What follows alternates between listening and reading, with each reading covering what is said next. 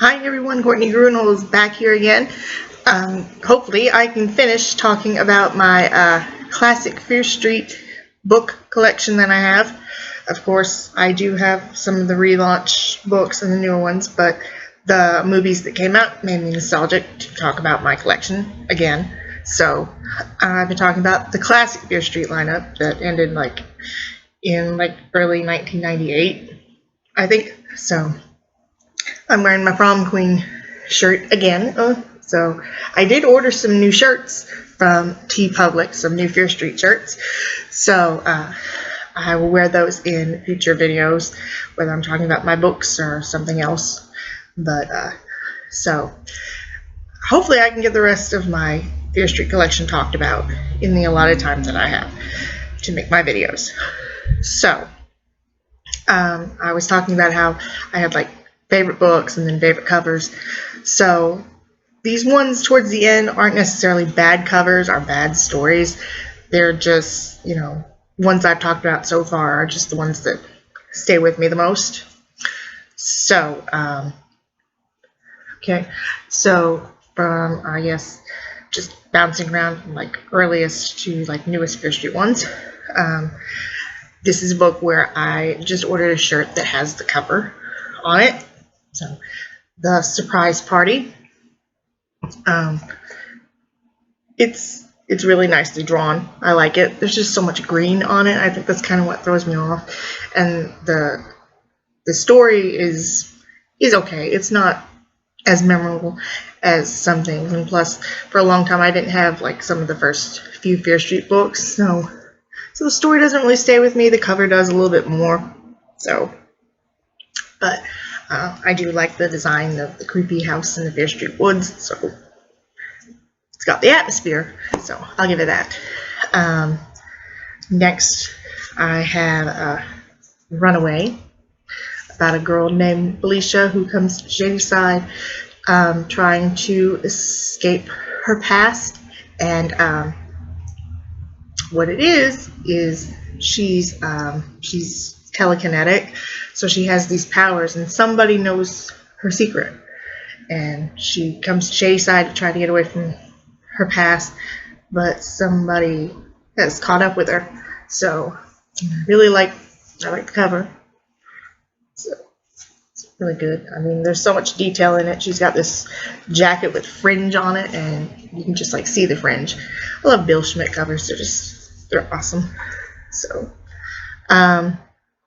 next, I've got Into the Dark, about Paulette, who is blind, and she gets along pretty well with not being able to see, and she meets a boy named Brad, and they really hit it off, but then strange things start happening with Brad, and she knows, well, it can't be the Brad that I know. So, but so like the cover, very kind of wait until dark-ish. So, but it's an okay cover in the later run of the series, but a lot of detail in her skirt and everything. So I like it. It's simple. It conveys the story. Next up is Night Games. So I like the cover on that. I always love the shocked, scared faces on the girls on the covers of the books. Not a lot of the guys have them. If they do, they don't pull it off as well as the girls. But so Stine and his friends, they sneak out. They do night games. They vandalize things and stuff. But then it catches up with them and kind of goes into the past of their group.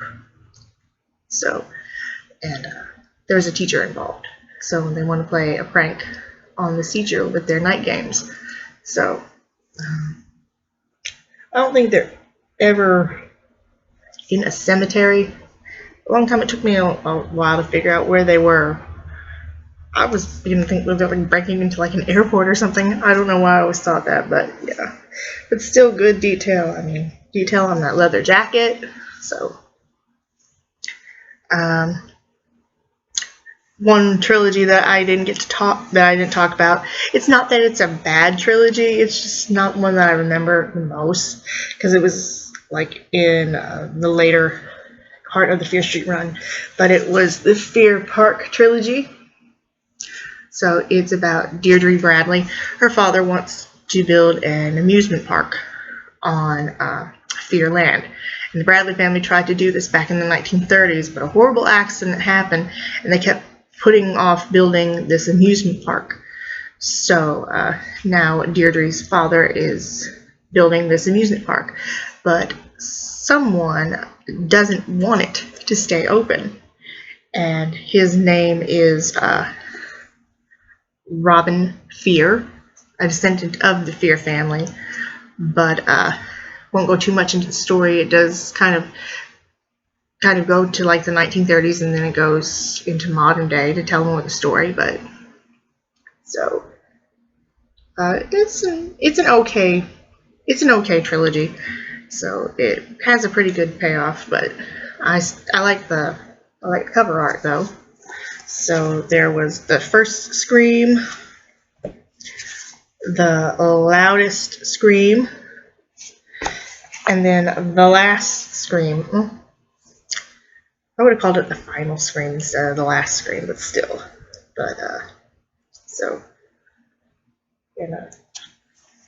this is probably my favorite one out of the covers. I always thought that the girl on the front kind of looked like Amy Acker, played Fred in Angel. I just kind of always thought that's who she looked like. So but it's not that bad of a trilogy. It's pretty okay. Next up, we have Who Killed the Homecoming Queen? So it's about a girl named, I don't know how you want to say it, Tanya, whatever you want to say it, Tanya. I think it's supposed to be Tanya, spelled Tania. So, she's got everything. She's about ready to star in this movie, and it's called Who Killed the Homecoming Queen? So, and then somebody just keeps trying to ruin it. See, this is why, I'm going through the stories, because they don't stick out with me as much as other ones. So, but it's an okay cover. I like it. So, okay. Next, one of the last super chillers of the original run. This is High Tide. I finally got a copy of High Tide that looks so much better than the one that I got last time. So Adam's a lifeguard, and he keeps having nightmares about his girlfriend Mitzi. So she died horribly, and he thinks that he's the one who caused it. And he starts seeing her face everywhere. So, very intense cover. So, he has a very intense face, doesn't he? So one of the later super chillers. Next up is one of my favorite covers. It's just the way I have these books arranged. Cat. It's so simple and mysterious. So, Marty is on the basketball team, and he's not really fond of cats. And there just happens to be a cat running around the gym at Shadyside High, messing with the basketball players. Well, one day the cat causes Marty to have an accident, which puts his scholarship in jeopardy.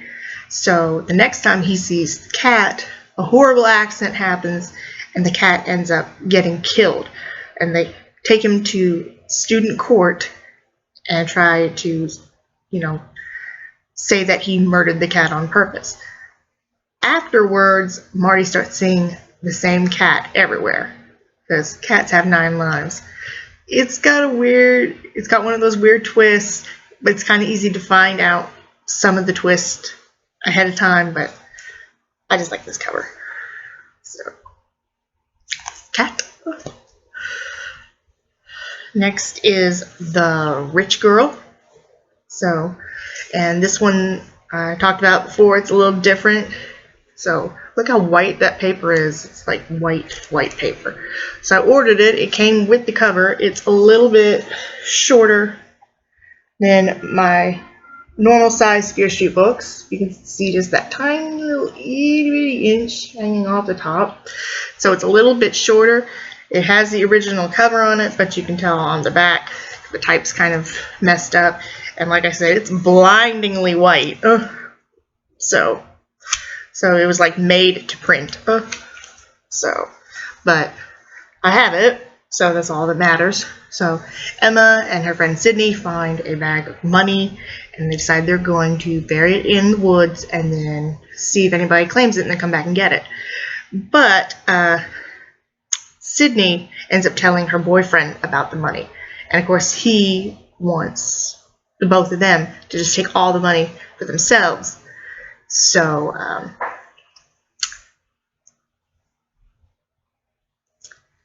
nice little three-way between, two best friends and the boyfriend, and money getting in the way and greed. And it kind of has a bittersweet ending to it, but it's got classic kind of, thriller themes to it. So rich girl.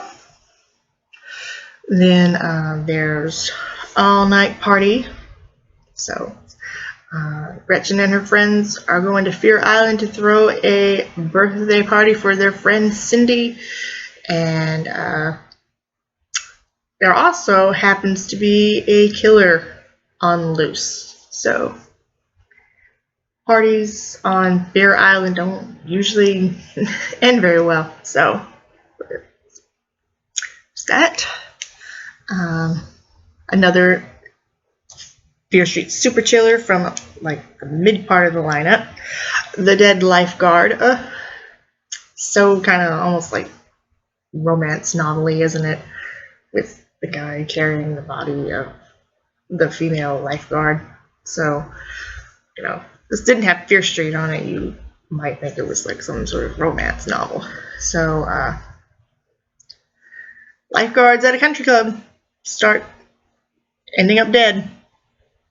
So, again, if I can't remember the story as vividly, it's not that it's bad. It's just, I like some better than others. But I do like this cover, though. So, Dead Lifeguard. And then The Thrill Club. So, this is a book that is actually confirmed not to be written by R.L. Stine. It's written by Tom Perrotta, who wrote Election. And they based a movie on it. The book Election, with Reese Witherspoon and Matthew Broderick in it. It's one of my favorite movies. I like it. So, and it's kind of apropos about the twist of it. So, Talia is known for writing horror stories, and her friends have a thrill club where they read scary stories. Talia likes to put her friends in the stories. So, the thing is, the stories that have been written lately aren't written by her. They're written by her boyfriend Seth, because she's just overwhelmed, so he writes these stories for her and puts their friends in it, and they start like having really like gruesome things happen in the stories to the members of the Thrill Club, and then one by one they end up dead. So very 90s cover. Like it. Good book. Next up, Bad Dreams. So again, if this didn't have Fear Street on it, you would think it was like some sort of pulpy kind of book or something, with two girls in their little nightgowns looking like horrified. Like, what has them so terrified? So I like the color scheme of this book. It's very like pinks and reds and whites. It's interesting. So Maggie and her sister Andrea and their mom moved to a house on Fear Street after their father has died, and when they get there, there's this beautiful canopy bed in the room that Maggie wants, and Andrea is so jealous. But soon after Maggie starts sleeping in bed, she starts having nightmares about a girl being murdered in the bed. So is this murdered girl reaching out to Maggie from beyond the grave to try to find out what happened to her? Or is the pressure of an upcoming swim meet just getting to Maggie's head? Or is her jealous sister Andrea behind all of these problems? So that one.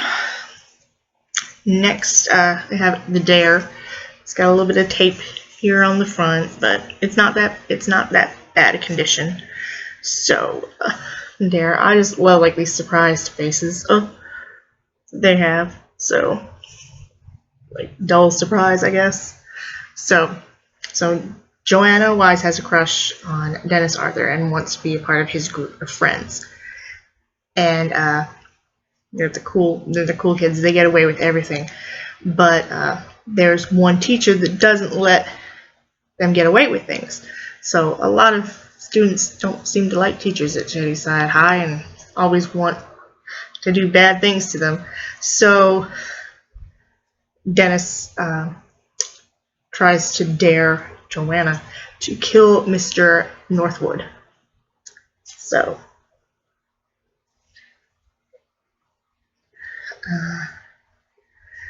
next up, the New Boy. I love that cover. I love the detail of the sweater. So Janie and her friends Faith and Eve try to bet who's going to go out with the new boy in school, Ross Gabriel. And then there's a tie-in with the plot with money from a school dance, and so boys, dances, murder. Pretty much Shadyside High. Next up is Sunburn. Love that. So Claudia and her camp friends Joy and Sophie meet up with their other campmate Marla at her beach house, and bad things start happening there, and it ties into something that happened in their past. But there's also this strange boy named Daniel that keeps showing up, like he's a ghost. So is he behind all the stuff that's going on? So love the blue of that. Next is The Cheater. So Carter Phillips is a girl from the more affluent part of town. She is pressured by her father to do well on the SATs, but she's really bad at math. So she doesn't get the kind of score that her father wants her to get, so she is, going to go retake the test. But she asks this guy named Adam, who's from like wrong side of the tracks, but is super smart at math, to take her place, because her name's Carter, so easily pass for a boy named Carter. So he goes and he takes the test for Carter, but he wants more than just going out on one little date for taking the test for her. So I guess it's an okay one. Next, the secret bedroom, more green, but I do love this cover. So Leah and her family move into a creepy house on Fear Street because her parents like to fix up houses, and there's a boarded up room in the attic. And when Leah finally goes into the room, she finds something very interesting behind the door, and it throws her life into a tailspin once she enters the secret bedroom. So, can't judge a book by its cover. So, trying to go through these really quick. So, can't judge a book by its cover. The cover of this book looks hilarious, but it's a really good story. And it's the knife. I just can't, it's her face. I know she's trying to be happy and flirty with this handsome doctor guy, and he's got this scalpel behind his back, but the cover is just doesn't have anything to do with the story. The title doesn't have anything to do with the story, but Lori Masters works as a volunteer at the hospital, and she uncovers a really dark secret of the hospital that involves children, and I'm not going to spoil too much of it, but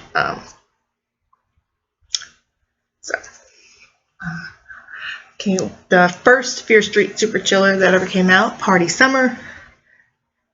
Kari and her friends go away to go stay at the Howling Wolf Inn on an island off Cape Cod. It's owned by a man named Simon Fear III. So, They go there. They're supposed to be like a haunted wing, and they hear a bunch of voices, and blood starts dripping from the walls. So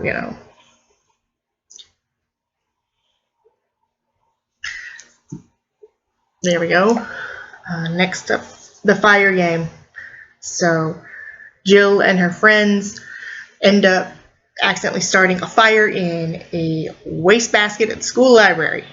But then afterwards, more incidences with fire start happening. Is someone taking the fire game to extremes? So I like it. It's pretty simple and intense. Next up is ski weekend. So Ariel and her friends pick up a guy named Red on their way back to Shadyside from a skiing trip, and then their car breaks down.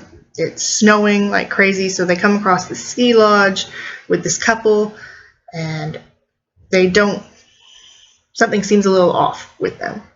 So, ski weekend. And then there is Haunted, the first cover drawn by Bill Schmidt.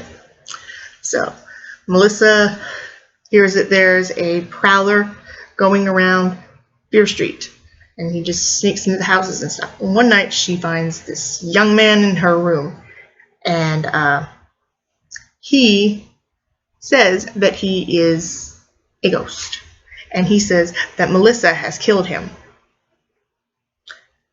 So it's one of like the first supernatural kind of elements in the story.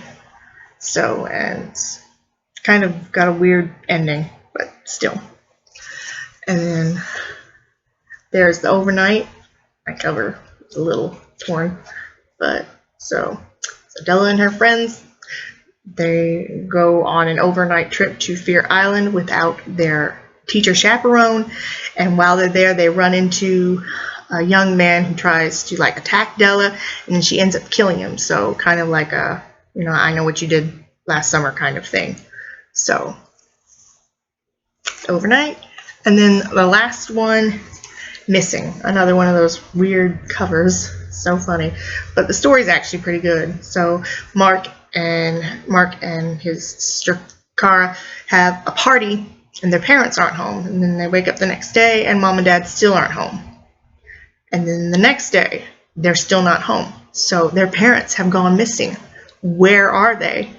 Because they go and check out their job and they're not there, and they haven't been there.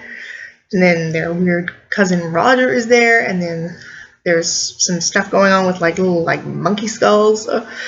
So it's kind of a weird story, but it's still good. So there you go. I blazed through the rest of my collection. So next time I'll probably be talking about my books again, but I'm still going to be sporting some Fear Street shirts. So that's basically what I wanted to accomplish today, was get my video finished. It's like 5 or 6 parts. Isn't this fun? So, but when I see you next time, I guess I'll be talking about my own books again. So this is a nice diversion for a while. So next time, join me, Courtney Gruenholz, the awkward author, as I talk about the 3rd book in my Heartsong saga. So until then, have a nice day, and I'll see you all later.